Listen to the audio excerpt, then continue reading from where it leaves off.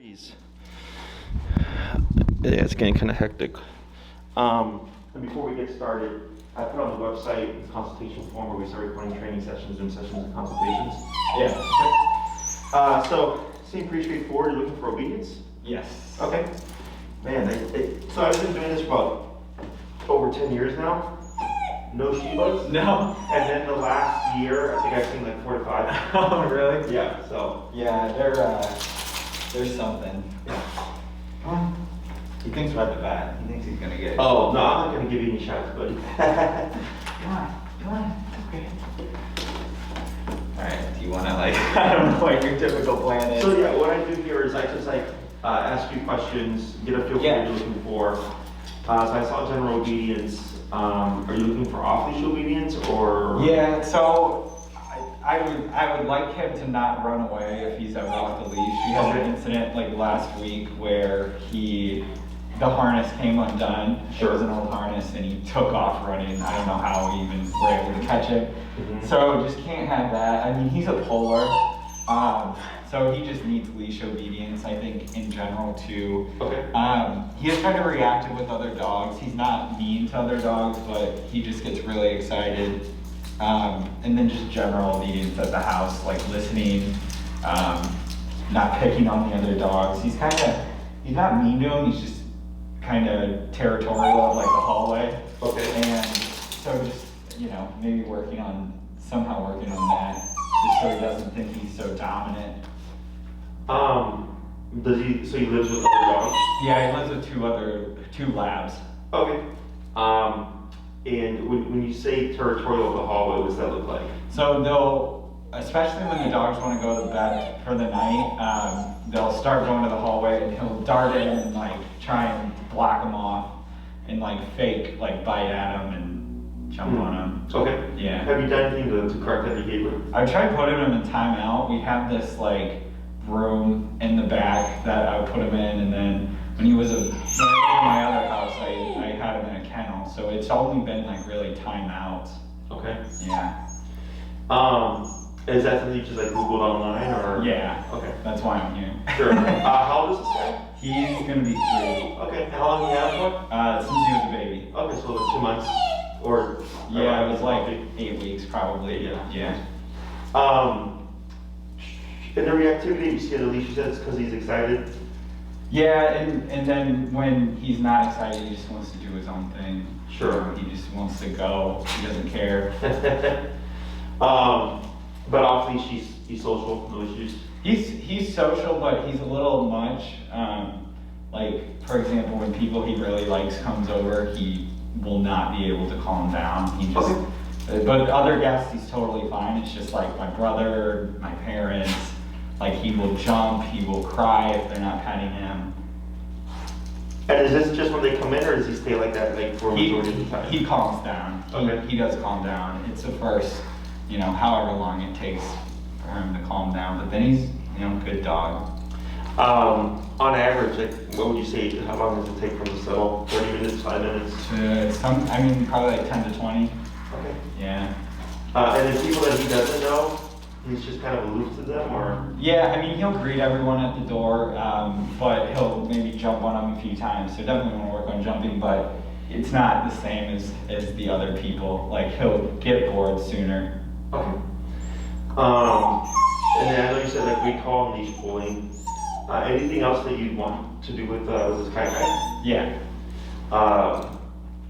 Anything else you'd want to be able to do with him? I never really plan to have him like off the leash completely. It's just more of like if it ever happens, like I would want him to not run away. Okay. So I don't know, that and just general obedience, I think, and not trying to be so dominant with the other dogs. And I don't know how do you fix this, but he does kind of get into stuff sometimes. Like he loves messing with my roommate's stuff. Most recently an AirPod. So okay, like chewing on it? Yeah, he'll just chew it if we like go somewhere for a few hours. He'll get mad and chew a plant or something. Okay, so if you leave him home unattended, he'll like be destructive? Yeah, but he's good like 90% of the time. But if we stay that extra hour sometimes, he'll get mad and go through someone's room. Never my stuff. Just somebody else's stuff? Yeah. What would you say his time limit is before you have to like be concerned he's gonna have destroyed something? Like probably like 5-6 hours. Okay. Yeah. It's usually like a Kleenex though. Okay, so Yeah. something simple. Yeah. He probably thinks like the AirPods are like his mini toys, really, because my roommate leaves things on like his floor. So I don't know if that's 100% his fault, but not ideal. Anything else? I mean, I think that covers most of it. Yeah. Is he, like I know you said he thinks he's at the vet or something like that, so because I see he's anxious here. Like how, would you say he's like that majority of the time, or is it kind of only when he goes to new places where he's unfamiliar? Just when he's in new places. Sure. Yeah, he bounces between my house, my parents' house, we'll go to my friends, my brothers. He's fine at familiar places. And I think he hates the vet too, and he thinks this is the vet. Sure. Okay. And I would love for him to be better at the vets. Which I mean, obviously there's this, but is it worse? Is it yeah, the same? like, for example, like I've been trying to get him an appointment to get his nails clipped because they're so long. I saw, yeah. But my vet switched to like drop-offs, and so like I can never like drop him off. But I don't know, I would probably never do that anyways, but regardless, like he's just really panicked at the vet. And just like, they want him to calm down basically. They're like, you need to train your dog. So. Okay. Yeah, but he would never hurt anyone, but they don't know that easily. Okay, so he gets defensive, but they're just uncomfortable with the level. Yeah. So they muzzle him, which, I mean, I get it. Anything else? No, I think that's it. Okay. Before reaching out, did you do any research on me and how I train and everything? Yeah, I saw some YouTube videos, some stuff with the collar. Looks legit. So yeah, I mean, I'm definitely open. Like, I just want to not have him like get hit by a car or something. Okay. So I'll explain to you, cover everything that you brought up, and I'll explain to you just like realistic expectations. And stuff. So I train using primarily the remote collar. There's a prong collar which looks like the spike looking collar. But it's not so much a primary tool that I use, it's more of a tool that I incorporate. So like I have a couple of Great Danes here staying with me. Their owners are using the prong with the collar because they're such large dogs and they need as much leverage as possible. Especially if I'm dealing with a smaller owner who's got like a smaller stature, they need as much control as possible. So primarily I use remote collar. The reason why I do remote collar is because it gets you both on and off leash level control right off the bat. So it's very simple to use for the owner. It's very straightforward. It's very logic and very common sense based. It doesn't require you to have to become like a dog trainer in order to train your dog. It's very simple exercises. Because I don't push for fancy, I push for functional. Yeah. Okay. So the two main commands that are the most important are leash walking and the recall. Because most people don't want their dog pulling.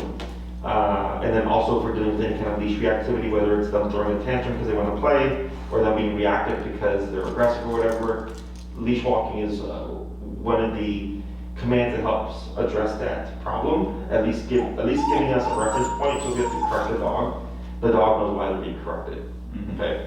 Recall, of course, if your dog is off leash, we want to know that we can make our dog return. Yeah. There's 6 commands: sit, stay, down, come, place, heel.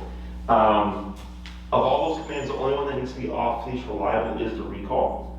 Everything else is kind of if the owner wants. So we can train anywhere from on-leash obedience to off-leash. Because I always tell everybody, out of all the stuff that we teach, recall has to be the one that you practice to the point where you can trust your dog right, to return. Everything else is up to the owner. And it really just takes more time and practice on the owner's part to build to that level. But everything else is pretty simple. Okay, so I don't teach stuff that you're not going to use. So if I'm like, oh, let's teach down, and you're like, I would never use down, then I'm like, all right, then we're not going to teach down. Let's teach something that you would use.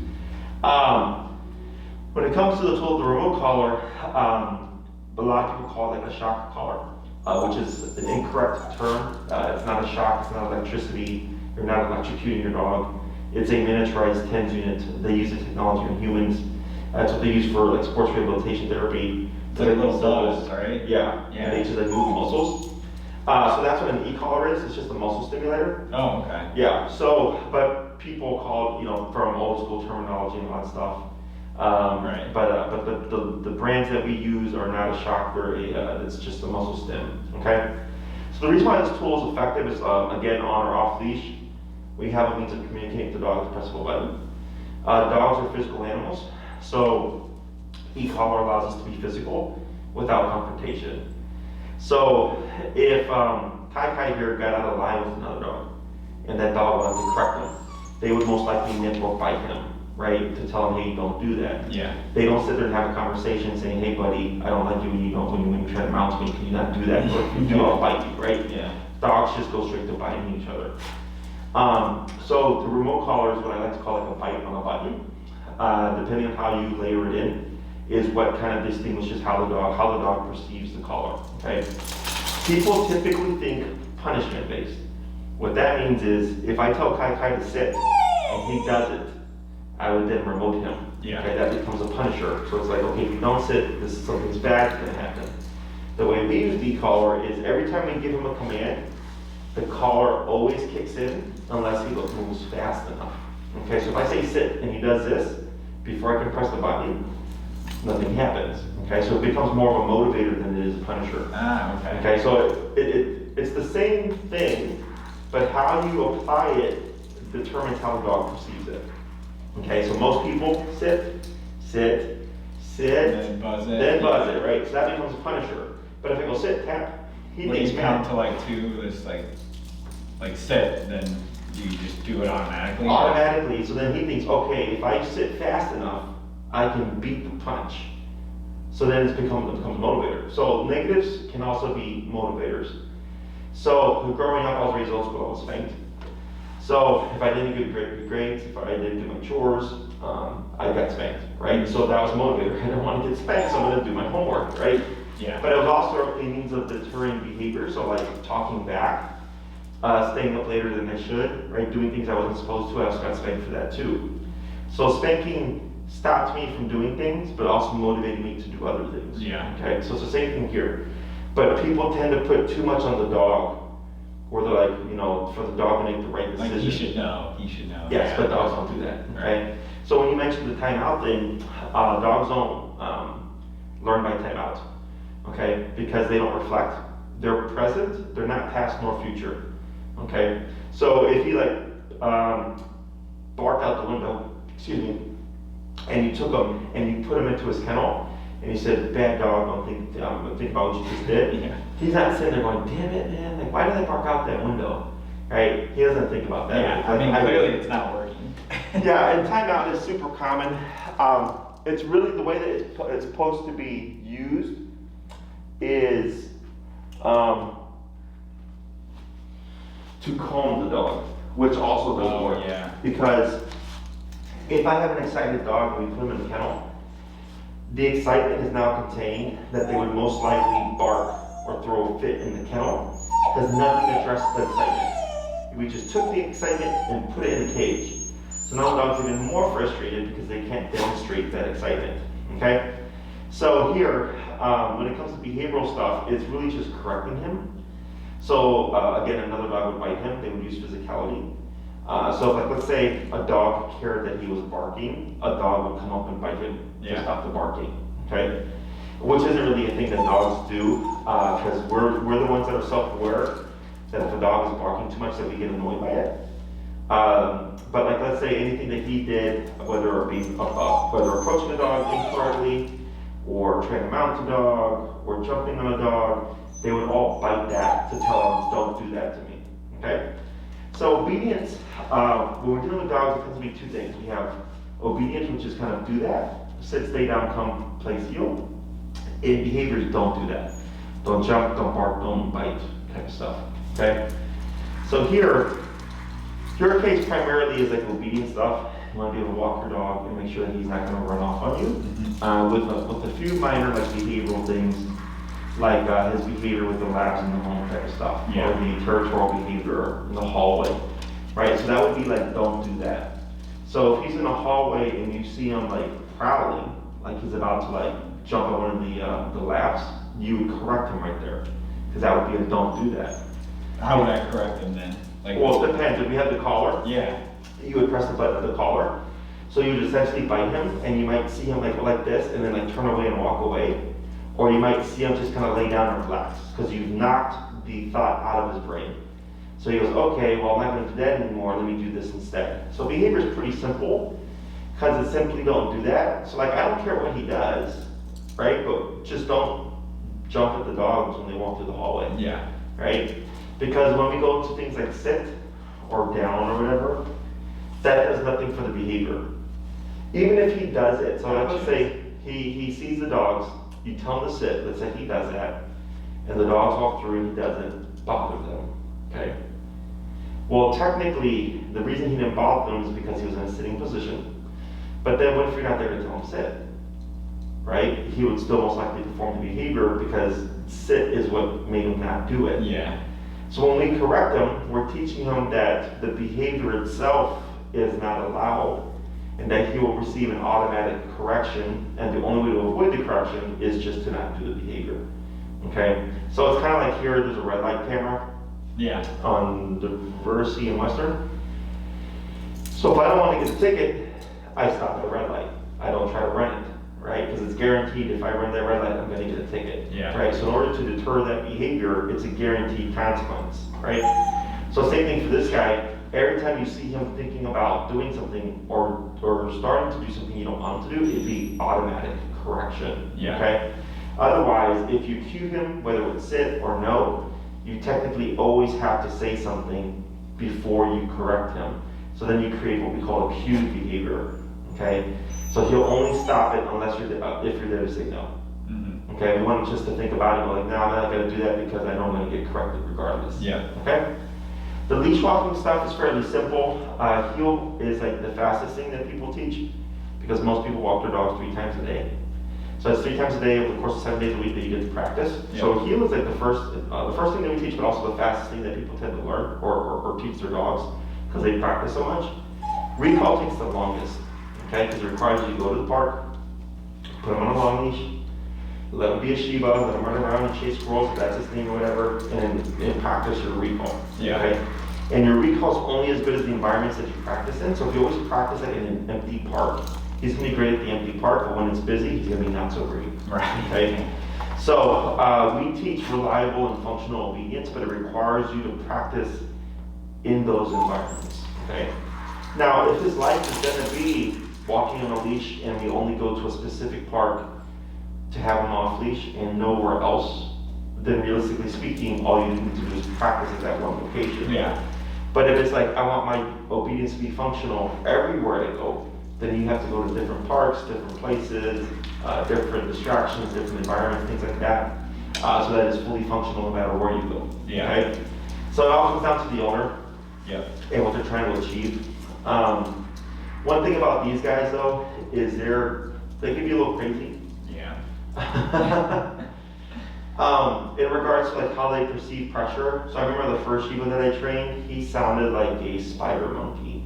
Yeah, Okay. the Shiba screen. Yeah, and he was upside down, all fours, grabbing the leash, like this or whatever. It was ridiculous. But he was an extreme case because he bit the owners. Oh, really? Yeah, he was human aggressive. Nice. He was dog reactive and all that stuff. But just a heads up, when working with him in the beginning, because the e-collar is foreign to him. Okay, a lot of dogs are unsure about the e-collar in the beginning because they're not meant to have their muscles stimulated. Okay. Yeah. So that's why we use the heel to teach the behavior because it allows you to expose him to it on a regular basis so that he gets used to it. And he learns what it is that we're able to work him through that stuff. Because if you only expose him to the collar like once a week, he's not going to get over it. Yeah, he's just gonna have to wear it like every day. They should never take it off, right? So you'd only need it when you'd only have it when you need it. Okay. So like every time you walk him, you'd have the collar on. If guests were coming over and you needed it, you'd have the collar on. If you were to be off leash anywhere, you'd have the collar on. Otherwise, he's a great dog. Otherwise, Well, when he's just run and attacks the other dogs for no reason. Sure. Maybe we wouldn't need it. Yeah, we'll figure out something for that too. It's not out of the ordinary. I get stuff like that all the time. So, So heads up on that is that when we put them under pressure, we might have to deal with some of that Shiba. Yeah. Okay. However, once you get them over the initial kind of apprehension, they kind of learn to accept it, and it gets easier. Okay, because you keep exposing them to it, and you think, all right, well, it's just part of life now. Right. There's no point in screaming about it. Okay. Heel typically takes 2 classes. So the first class, we work together. I don't touch the dog anymore. I coach you through it. I'm present with you. I give you instructions. And, because COVID, you don't touch him? Yeah. Okay. Well, were you trying to do like a personal or no, I mean, I don't know whatever you were going to recommend. Okay. I feel like we probably need to give him a couple sessions before I know if I need to like ship him to like a private session. Yeah, so no. So I would suggest that people do it themselves. Yeah. Because you learn a lot more. But like the first class is the heel. But yeah, COVID. So I used to train the dog in front of you, and then I'd give you your dog, and then I would coach you through it. So I would do the bulk of the beginning work, right? But that's actually what the learning is. Right. Yeah, I think that's fair. Yeah, I've trained so many dogs in my life that I don't need to train anymore.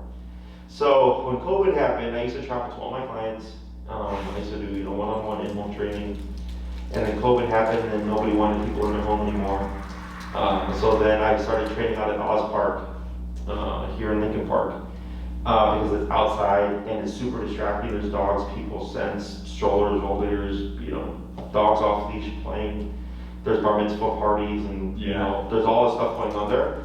It's a very distracting environment. So everybody loves it there because they're training in the real world. We're not training like in an empty room. Yeah.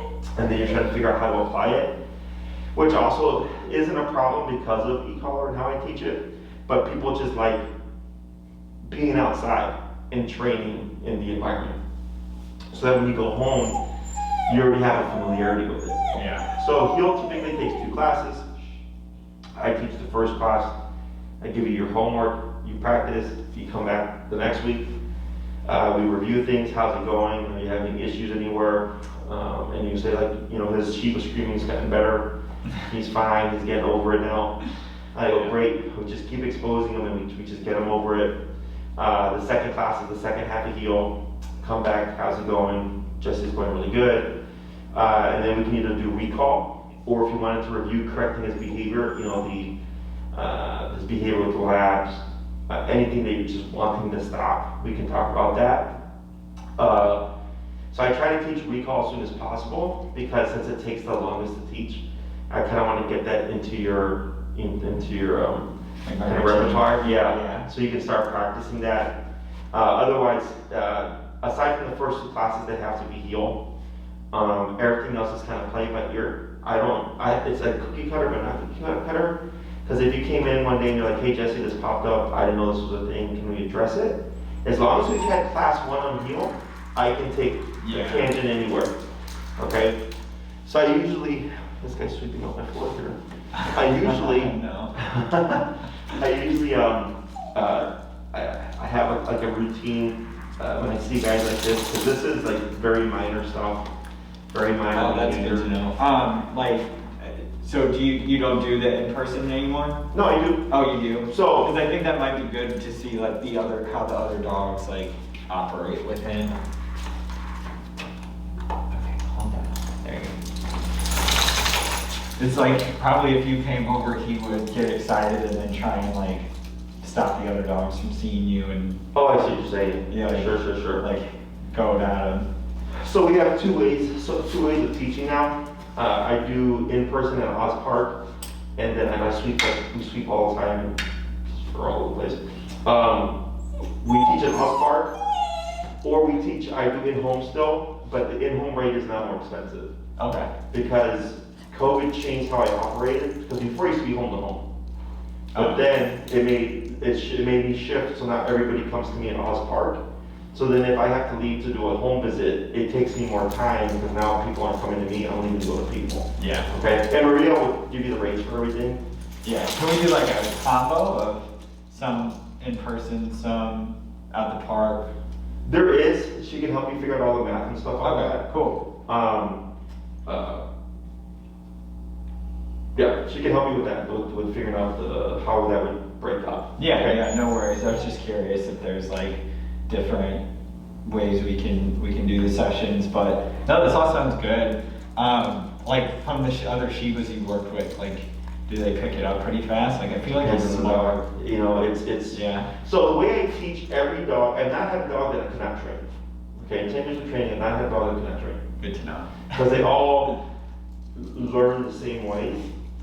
There are nuances, but all dogs respond to pressure. Okay, the variable is the owner willing to go there? Yeah. Okay, so what that means is I have 2 dogs right now. They're Aussie Doodles, and they're both about 15 to 16 pounds. Okay, small dogs. Yeah. One of them, her number is 80 out of 127. The other one, his number is like 20 out of 127. They're same size dog, same breed. Say what number? 20. Like what? Oh, so the e-collar goes up in increments of 5. Oh, okay. 0 to 127, 1, 2, 3, 4, 5, 6, all the way to Oh, so 127. you gotta like play with the power. You have to figure it out, correct.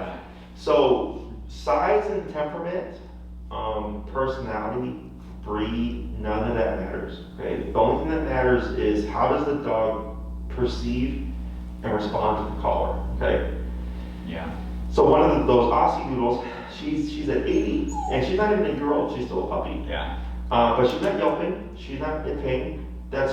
She just ignores everything else. Yeah, they're crazy sometimes. And then the other one, he's super sensitive, and he's at 20 out of 127, right?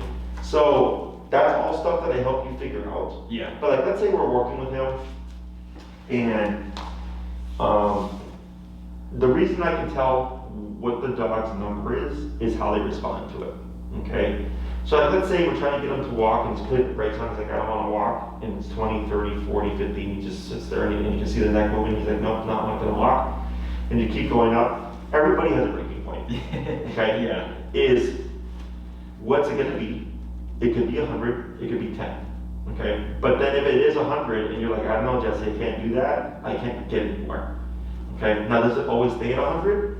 Depends on the dog. Some in the beginning, it usually goes up higher because they don't know what it is. Yeah. And then once they figure it out, They're surprised. it goes down. Correct. Yeah.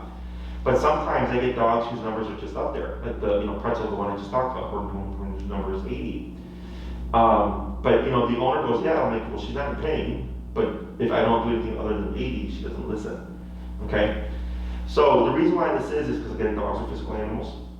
They bite each other, which is why e-collar is so effective, because it doesn't require you to yank your dog. You don't have to be forceful. Have you ever seen it like make them like mean? No. No. The e-collar will not bring out anything that doesn't already exist. Okay, so like I work with dogs and they might look anxious, okay, or they look anxious. Yeah. So like right now he was showing anxiety. So I would expect the first time we expose him to the e-collar, you're going to see anxiety. Okay, and it's not making him more anxious. He's already anxious. E-collar is a stressor. Okay, anxiety is a stress response. So like right now when you brought him in, he was stressed because he doesn't know where he's at. He became anxious, right? So same thing with the remote collar is if we're exposing him to the e-collar, he's getting stressed out, you're going to see anxiety. Now the difference with e-collar though is that he can control it. If he's being super compliant and very easy to work with, it's very easy on the collar. If he's being very stubborn and he's not wanting to do things and he keep having to go up higher until finally he moves, what's causing the anxiety is not only the stress of the pressure of the collar, but also he's being made to do things he doesn't want to do. Yeah. Okay? So it creates a lot of internal conflict for the dog. So here, we keep working, but again, it comes back to you, right? Because if you're like, hey Jesse, I felt really bad, like I didn't like He needs this. how anxious he was, he stays that way. Yeah. Okay, so like we have a dog right now, her name's Quinn. She's in what I would call an extreme case. Super panicky, screaming, shrieking, stuff like that. And we're very, very low on the collar. Yeah. Okay, but that's how she responds to things. Okay, we've had her for 4 weeks. Week 1 was the worst. You could hear her all over the place. Now she takes it every now and then. She has a moment where she'll freak out, but then she'll recover and keep doing what she's supposed to do. And that's because we keep exposing her to it. So it helps toughen up the dog. When people see that stuff, they tend to lay off of things. So then the dog never learns to get over it, but then also the dog learns, well, if I do this in response to this, you'll stop. Yeah. And then we have unreliable obedience, okay? So I've been doing this for 10 years. I've seen all sorts of crazy stuff over those 10 years. And I always just work through it. Otherwise, again, we don't get anywhere. Yeah. Okay? And we're not trying to be mean to them. We're not trying to be mean to them. But if you want them to come back no matter what, you have to have that mindset. Oh yeah. Okay? So yeah, so I have 3, 6, 9, and 12-week programs. I kind of feel like you're in the 6th class range, from what you're telling me. It would be 2 on heel, which is the leash pulling, 2 on recall, and then that leaves 2 for like the behavioral stuff, okay? I can only take you as far as you want to go, of course. Yeah. If everything's going well, and it's a possibility. I mean, I don't really think so in that setting because it's technically a type of resource guarding in terms of the hallway stuff. But when the dog gets e-collar trained, it can change how a lot of things that they do. Okay, it's not changing him, but now that there's threat of consequence, his decisions would be different. Okay, so like growing up, before I got spanked the first time, like don't do that, which just don't do that. Then when I got spanked the first time, don't do that, that's a totally different meaning. But then also because I'm self-aware, I was like, all right, well, if I got spanked for that, it probably is spanked for that, so I'm not gonna do that either. Yeah. Does that make sense? So it's a potential. Otherwise, if it doesn't address, if it's not addressed, it's not a problem. I'll show you how to do so. The tricky part is the nail stuff. Okay. What? The nail, the trimming. Oh yeah, yeah.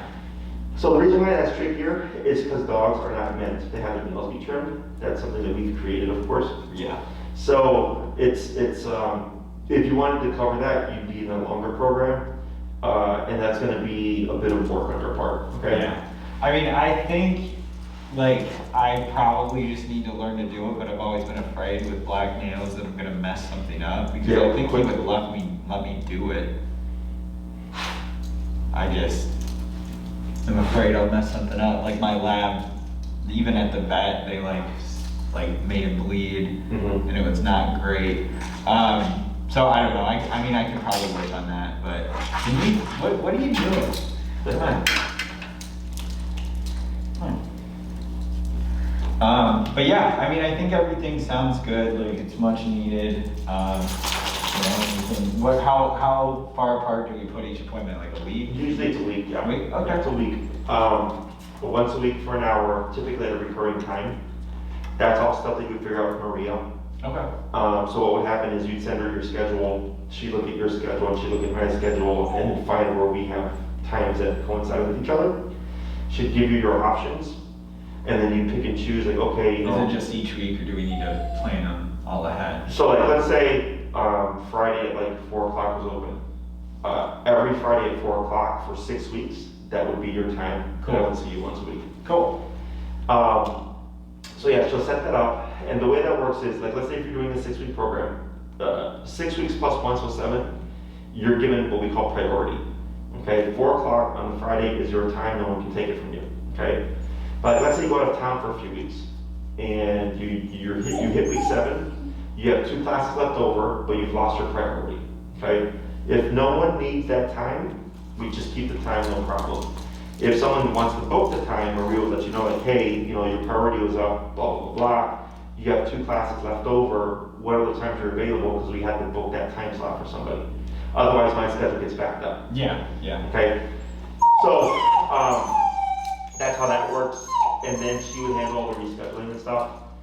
I'm crazy busy now, so I recommend that for my clients, unless they're doing a longer program, that they just commit and get it all done. We do the week because we understand things happen. You might wake up and be sick one day, you know. So then you just let us know, hey, I'm sick, sorry, I didn't have to cancel, whatever. So we give everybody a last minute freebie cancellation. Okay. But that's why we give that extra week just in case something, you know, is thrown off. Otherwise, if you know you have travel plans or anything like that, and you tell Maria ahead of time, it's much easier for us to work around. Cool. As opposed to like the week before or whatever. Right, you go. right. Yeah. Okay. Let me think here. If he ends up being very averse to the collar, meaning he's just like super stubborn, he's super vocal, whatever, we might have to take a tangent in how we teach the collar to help him get over it. And we will pair it with food, so we don't need food to train the dog. Okay. Yeah, I meant to ask that. Yeah, so we don't need food to train. Most of my dogs are trained without food. But if I get a dog who's very averse to the e-collar, and we have to work them through it. I give you an exercise specifically for that purpose, okay? That we would pair with food to kind of teach them like, okay, when I feel this, I don't like it, but if I do this, it goes away, plus I get something out of it, Right. okay? And then you do that for a bit, and then you come back, and then we pick up where we left off. But that's kind of just play it by ear. I won't know until we start working with the dog. Sure. Let me think here. Other questions so far? No, I mean, it sounds good. How much does this guy weigh? Like 28. 20 pounds? Yeah. So the collar I put him on is the Dogtra 280C, which is meant for 35-pound dogs and under. So it's meant for a dog his size. The only thing about it is because since he is such a dense coated dog, I know. we might have connection issues. Now they do make special contact points for denser coated dogs like this, so that we get more consistency. The other option is the Dogtra Black Edition, which is meant for 70 pounds and over. Okay, now the reason why I bring that collar up is because it's more output, much more easier to get contact with the dog's neck. Okay, now the collar is a little bit bigger, but it's rounded, so it kind of tucks in better. Oh, okay. It's perfectly safe to use. I could use it on my 8-pound Chihuahua and he would be fine. The difference is just output. Yeah. Okay. So like 60 on the on the low power collar, the 280C would be like 25, 30 on the Black Edition. Okay. So it's just more output, which means we get more I from feel less. like I might just have to do that just to be safe. I don't want to end up having to buy two. Yeah, I was gonna say that's the thing is it kind of saves you that if you have to exchange and stuff, you have to like take a break from training, send the collar back. Thick, like, you know. Yeah, no, I'm aware. The last couple Shibas I worked with, we put them on the higher power collar, and they work much better. Okay. And if we still have connection issues, there's still the contact points or whatever, but it just makes your life easier. I think it's a $100 difference. Okay. So one is $237 with tax, the other one I believe is like $325 with tax. Okay. They last for years. I've had mine for like 8-9 years. Oh, nice. Yeah, so it's an investment, but you're gonna have it for a long time. The most common thing is the battery does die because it's a rechargeable lithium battery like your cell phone. So like in like 2 to 3 years, if the battery dies, you can either send it back in to get replaced, or you can call Dogtra and ask them for like a battery replacement kit, it's like $25 or something. Oh, nice. And you just tell them what model you have, and they'll send it to you, and you can do it yourself, or you can just send it in. Okay. That's from the 1-year warranty, so if anything happens within the first year, you just send it back to Dogtra to take care of it. Nice. Okay. Um, That works. Other questions so far? No, all good. The most common question that I get is when does the e-collar go away? Yeah. In my book, when you need it, it doesn't. Okay, so if he's a great dog inside the house, you don't need it. On the walk, if he's going to be off leash, if guests are coming over, you'll need it or you may need it. Definitely outside, I always tell people always put on your dog because you don't know what's going to happen. I've had plenty of dogs run away from the owners because of fireworks, Yeah. right? So, but they were able to get their dog back because they had the remote Right. collar. I know, it's just such a security thing, like, gotta have it. Yeah, so, if you're going for a quick potty break, you don't need it. If it's we're gonna go for a walk for an hour and then go to the park for a bit, like, you would have it on, okay? Do you drive? Yeah, I have a car with my brother. Do you go on the expressway ever? Yeah. Do you go the speed limit? Yeah. Okay, so most people don't. I mean, most of the time, I don't drive that much. I can just get a car when I need from him. Gotcha. Yeah. So most people don't go the speed limit on the expressway, right? They speed. But if they see a squad car, they would slow down. Right. Because now there's still a consequence. Because people always ask, like, why does the dog need the collar? Because they're thinking the dog should know better, but dogs don't do that. No, yeah, for sure. And humans know better, but we still speed and all that nonsense, right? So I like to tell people that the e-collar is like a cop on a collar. When it's present, he'll behave better and or be more obedient because he knows there's sort of consequence. Yeah. But without that collar, he'll know that he can also press the boundaries. Right. But it's very much like people with law enforcement. Driving and speeding being the most common thing that people do is even though they know the speed limit is like 60 or 70 miles an hour, they'll still go, 10 miles above. Mm-hmm. And then when they see a squad car, they'll alter their behavior because they don't want to get that consequence. So the same thing for dogs. When the collar's on, he's not going to have a consequence. He's going to, of course, be more well-behaved. But without it, he would press the buttons. Yeah. Okay? Yeah. And it's nothing good or bad. It's opportunistic behavior. All animals do it. So it's kind of like when people tell their kids like not to watch TV and then they leave the room. and there's no one there to like watch the kid, probably gonna watch TV, right? So it's the same thing here with dogs. And it's not that you're always having to use it. If you did your homework and you did all the conditioning like you were taught and everything like that, it's there in case something happens. An off-leash dog charges them. If somebody lights up a firework and he happens to get spooked, if he happens to get like off-leash and like is running towards the street or something, you have a means of stopping it and getting him to come back. Any other questions? No. I mean, so do I get a link from like Maria? Maria, yeah, she'll send you the 2 models that I recommend, okay? And then she'll say, Jesse recommended this one, but these are the 2 options he gave you, okay? And then you pick and choose what you want to do. If you're good with the 6 classes, 2 on heel, 2 on leash walking, which leaves 2 on the behavior. Because this is pretty simple. Behavior is simple because it's don't do that. Yeah. Right? Don't jump on people. Don't prowl at the lab in the hallway or whatever. Don't bark. It's very simple because it's just don't do that. So it's essentially me teaching you how to correct your dog to stop and or deter behaviors. Okay? The obedience stuff is what takes time. Because he's not meant to walk on a leash and to come when you call him type of deal. It's not in his genetic code to do those things. Yeah. He's not like a lab. Yeah. Other questions? No. I think we're good. Like I'm ready to get started, honestly. Okay. So Maria would. Is she here? No, she works from home. Okay. Yeah. Okay. So her job is solely my calendar. So her traveling here would just be a waste of her time. Yeah. She could just spend it, working on stuff. I know. So how soon you can get started depends on your availability. Yeah. We're super crazy booked right now. I just opened up my other trainer's calendar and he already got booked. Okay. Yeah. I think I'm booking out into June, depending on your availability. I know evenings and weekends are harder to get into because most people work 9 to 5. Yeah. If you have daytime availability, last I heard it was easier to get on my calendar. But even like I know my Mondays and Tuesdays are for the most part full. Okay. So then that leaves just the other days. Yeah. But Maria will figure all that stuff out with you. And then, she'll cross-reference your calendar versus mine and she'll give you some potential start dates. She does have a 5 to 7 day turnaround, business turnaround time. Yeah, that's just because we're so busy and she's got to handle my other consults plus onboarding new clients and my current clients who reschedule and cancel whatever. right. So yeah, it's pretty crazy. I think I'm at 40 clients right now. Oh wow. Okay. So all that stuff she'll help you figure out. Anything else? No, it sounds good.